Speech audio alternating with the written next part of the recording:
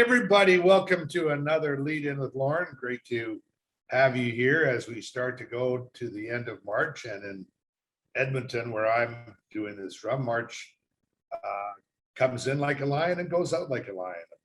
Going to snow about 10 to 20 centimeters today, apparently. But anyway, I'm here to talk to you about something that's a little bit more sticky than snow, and that's these extraordinary cultures that exist that are models for us outside of the normal day-to-day working environment.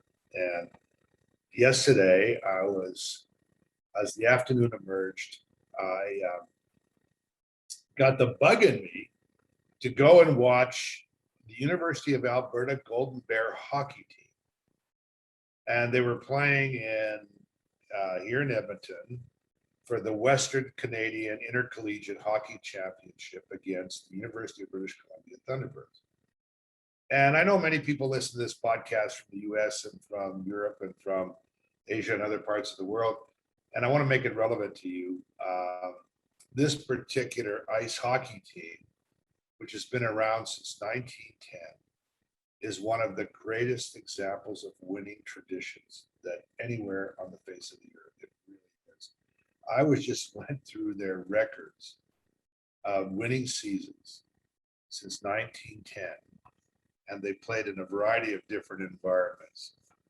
And it's just remarkable when you go year after year after year and you see their winning records.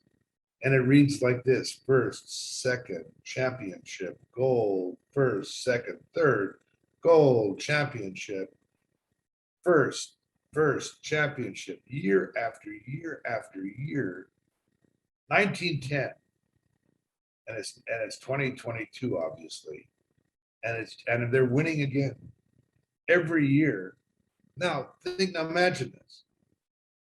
How does this happen? They play in a very competitive environment. They don't have any monetary or for scholarships or any giant alumni endowment that makes them any better. Their facilities, their hockey rink is actually quite old and would be almost now historic by other standards. Their dressing rooms are basic brick and block stone, smelly old dressing rooms. Nothing great there, certainly not any better than anybody else's. They have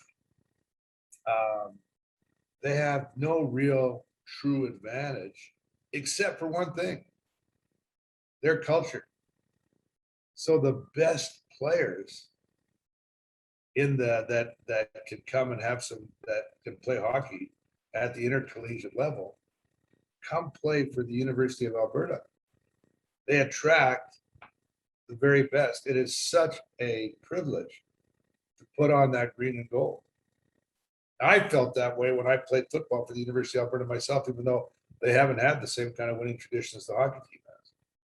When you put it on, there's something so important. I can remember coming home, getting my green and gold uniform and laying it on the couch in our living room and bringing my mom and dad and my brother together and saying, look at that. That happens to all those players. Now, think about thousands of people have gone through that. Hundreds of different coaches, all kinds of different athletic directors from the University of Alberta. And year after year after year, a winning tradition. One of the reasons is because they're very clear about their purpose. And their purpose is not just to win. Winning is an easy definition of purpose. The purpose is to excel and to take themselves individually and collectively to a higher level at the play the best they have ever played in their careers. And they provide the coaching and support environment to make that happen. There's no question about it. So you're not only compelled by the purpose of the Golden Bear Hockey Club tradition, but you're also propelled by when you put that uniform on, the green and gold with the Golden Bear insignia, that you are representing that franchise since 1910 and winning tradition. And you also pull off the ceiling, the values of that hockey club. Nobody on that hockey club is ever bigger than the club itself. As a matter of fact, it's very hard to tell who the stars are on that club because always it's been the tradition that everybody on the club is a star. Somebody scores more goals, somebody gets recognized as an all-star. But when you play on that team and you step on that ice, your individual contribution is vital. You cannot be successful. That team cannot be successful if you don't do what you need to do to take care of your own business, to be all in, to bring your best part of your game. It's a system, it's a team game. No one individual is greater. Yes, some individuals have more unique and greater skill. That is a living model. And I needed to go there yesterday to feel it. I needed to go and sit in the stands and feel what it was like again, to watch this incredible excellence. You know, it was they won the first game 4-2 on an empty net goal. Yesterday won 7-0. I left a little bit, a couple minutes early just because I had to beat the traffic, so it might even been a different score at the end. I don't know, but they clearly won that game handily, and you could just see the pride and the unbelievable evolution of the 7 goals represented since 1910. Not one game on March the 19th. Since 1910. So if you're in an organization, what does that mean to you and me? Look, in our own areas, we can create a winning tradition and become known for who we are and what we stand for individually.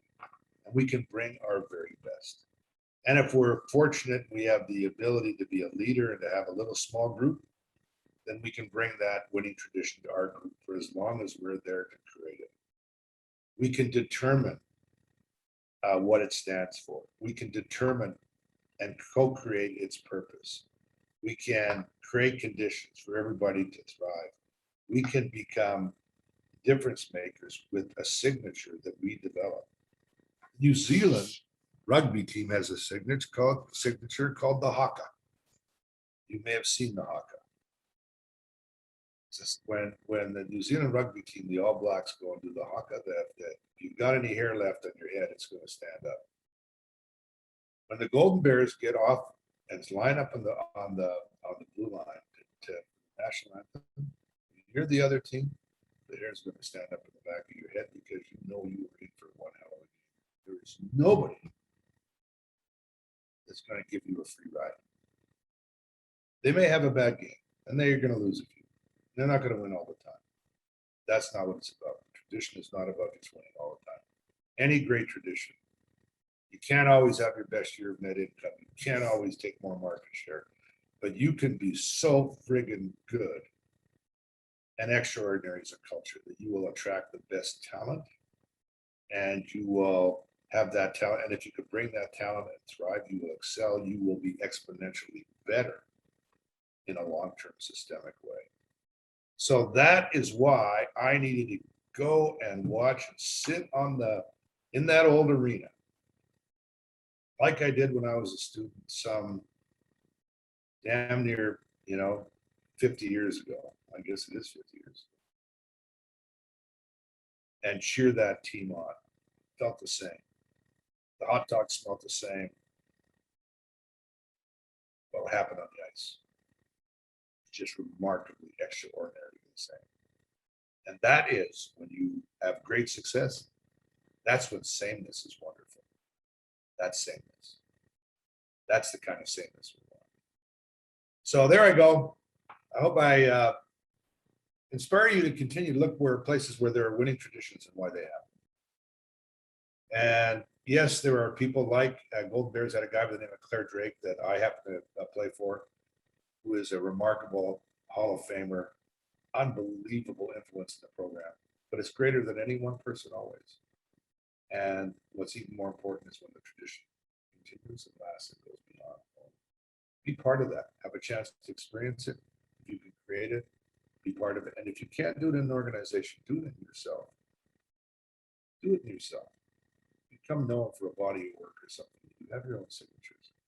Be something that stands out, not to be different, but just to make yourself continually advance in terms of contributing to others. That's it.